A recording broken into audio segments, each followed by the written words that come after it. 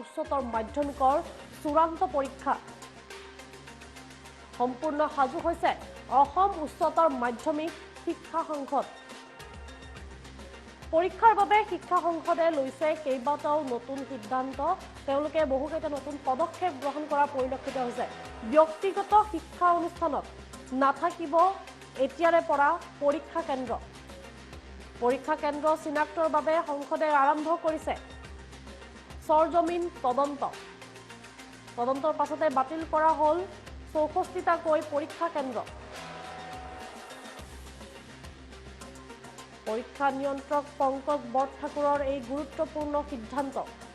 সৰ্বভাৰতীয় স্তৰত শিক্ষাৰ্থীয়ে নামভৰ্তিৰ সুযোগ লাভ কৰাৰ স্বাৰ্থতেই আগতীয়াকৈ অনুষ্ঠিত কৰা হ'ব এইবাৰৰ পৰীক্ষা ইতিমধ্যে যুদ্ধকালীন গতিত চলিছে পৰীক্ষাৰ পত্ৰ পূৰণৰ কাম 15 ডিসেম্বৰৰ ভিতৰত সম্পূৰ্ণ হ'ব পৰীক্ষাৰ পত্ৰ পূৰণৰ প্ৰক্ৰিয়া এইবাৰ সৰ্বমুঠ 3,71,000 শিক্ষাৰ্থী অৱতীৰ্ণ হ'ব উচ্চতৰ মাধ্যমিকৰ চূড়ান্ত বৰ্ষৰ পৰীক্ষাত 2023 চনৰ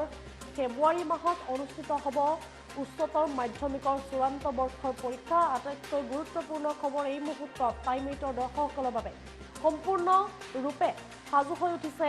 অসম উচ্চতৰ মাধ্যমিক শিক্ষা সংসদ বহুকেইটা নতুন সিদ্ধান্ত গ্ৰহণ কৰিছে আৰু এইবাৰৰে পৰা বা এইবাৰ ব্যক্তিগত যিসমূহ শিক্ষা অনুষ্ঠান আছে বা